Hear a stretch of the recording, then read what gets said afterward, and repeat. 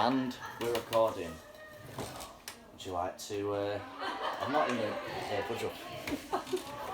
Right. Do you want to just? Do you want me? Are we? Oh, we're recording from Yeah. now. So Hello, world. this is Tom from Cafe Indie. He is a performer in the band The Last Hearts, and he also helps run the venue here and manages the place. And he's also really, really good at pouring a pint. So, Tom, is there anything you'd like to say just before we start this interview? Yeah, I'm Tom. I'm the music venue manager here at Cafe Indie. That is me. Cool. So, do you believe there's any benefits to performing over other sources of sharing music, such as streaming or buying vinyls? Yeah, I mean, for me, performing's where music's at its most raw and it's when it's at its most real. So when you see a band perform, that is the most accurate representation of what they're actually like. And through performing as well, it used to be that most of your money would come from record sales, but because of streaming and because that people don't have to pay for music anymore, the performing's really taken over the whole thing that's most important in my eyes, because that's where artists will get the bulk of their wages from. That is, I didn't actually think that was like where that was going, to be fair, but that's a really, really good point. What else is there? For my final major project, my band will be performing here at Cafe Indie. Cool. Is there any advice you would give to both our band and some of the other bands about performing here at Cafe Indie? Just enjoy it. Like, the stage is there for people to have a good time on and for people to show themselves for who they actually are. Like, and that's the beauty of our stage, really. I think you see someone's true actual self come out. You know what it's like as a musician.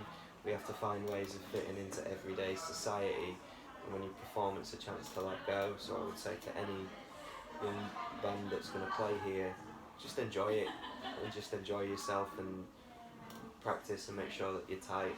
Yeah. I'm hoping to have a great time here anyway. I love coming to. God, I feel way too tall. I love coming to perform here. It's one of my favourite places. Has there been any bands that you have not enjoyed, like, come here and perform, and why would you not enjoy them? Yeah, I mean, there's a few things that stick out. There's one band that came here on a tour, and they just didn't get the vibe of the place, and they tried to do something with a vocal delay pedal without really knowing how it was set up or how you should use it.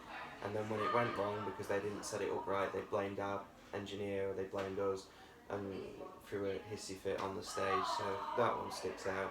There's also another band I can think of that were in an opening slot on a gig, so that's a free band bill supporting an artist who was bringing a single out. That opening band decided that they were going to do 3 encores and broke a microphone, which was not something that we thought, that's just something that's not acceptable, really, and it's not something that makes me think I want to book you again.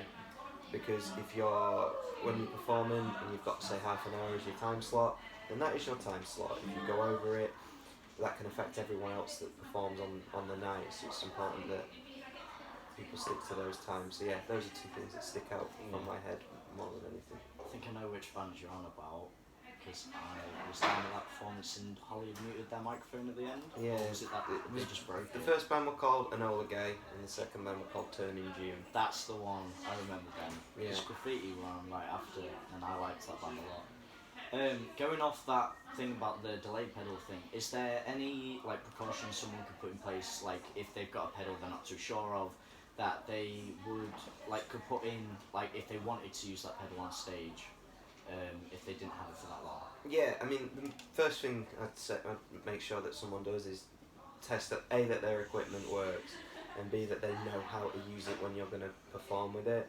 I see it all the time where a guitar player will buy a shiny new distortion pedal and not check that the actual dynamics of the pedal match with the rest of his soundboard. So it's the easiest thing in the world to buy something new, stick it on and go with it. But you've really got to know how that works, because that can mess up your entire band set. So it's just about making sure that you practice with it and that you know what something's going to do, and that you make sure everything's cabled up right. Yeah. It's just little bits of care and attention, really.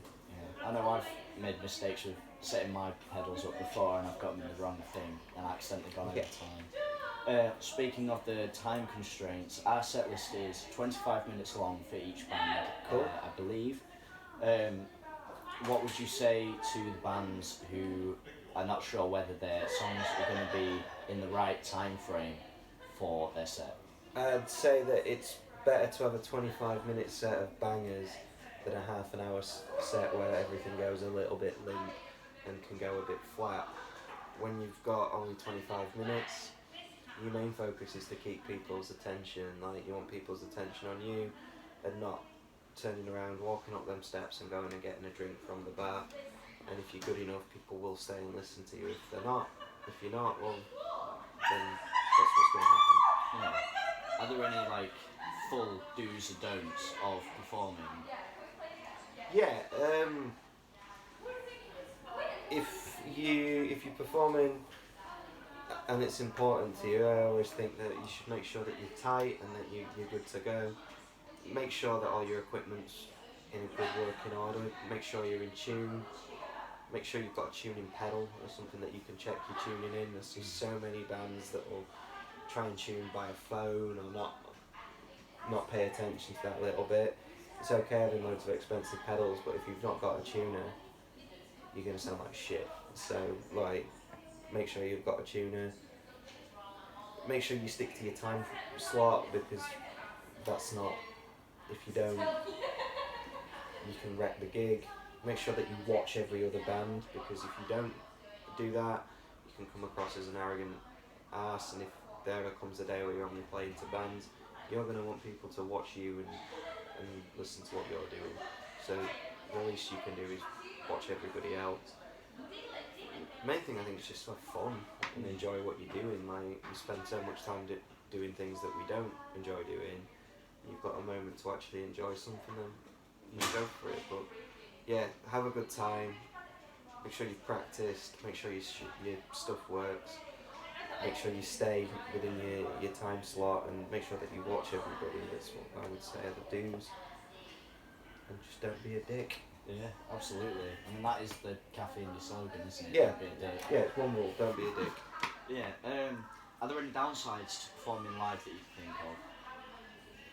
Downsides, I suppose if you take things quite personally and something don't go that you want it, so if you make a mistake, it can be quite easy to then fall into a little trap of thinking that you're not very good or that you're rubbish. It's important to remember, if that happens, that it's just one night and it's just one time. There are other gigs, and do that. And sometimes if you perform and there's nobody there, that can be a bit disheartening, but that's what we sign up for. We want to be performing musicians. Absolutely. So, there was one more question, and it's slipping from my mind. Do you believe that some people aren't ever made out to be performing? Yeah, I think performing is a very niche thing, and there's some people that don't like being on the stage and would rather be in the background. That's for a variety of reasons. Some of it's confidence, some of which they just don't like it. Performing isn't for everybody. You can do one night where you're playing to 300 people, the next night it might be 1,000, and the night after that it might be 5. And then the night after it might even be 2. And there's loads of different types of performing. Like, if none of that's for you, then you should probably not do it. Yeah. Does that tie into what you said earlier about don't take it too personally? Yeah. I mean, try and look at performing, I think, as like, you have good nights and bad nights, not just that you're shit at something, or that you're not very good. There's times where I've played where I felt, yeah, that was really good, and then there's been times where I've been like, I can't wait till this is over, this isn't very good. But you've just got to try and take things one thing at a time, and don't get too carried away and don't get too beaten up.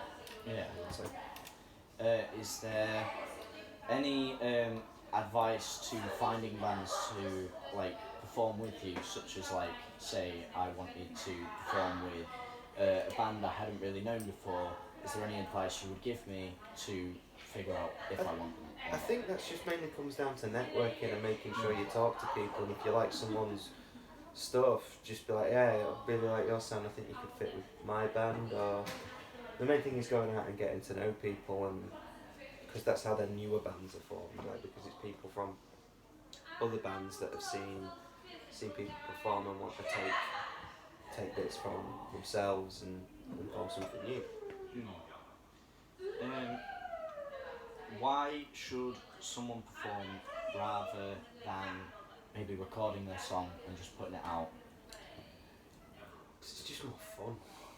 It gives you a chance to actually do something live and experiment with something new. Just perform. It's fun. Cool. I think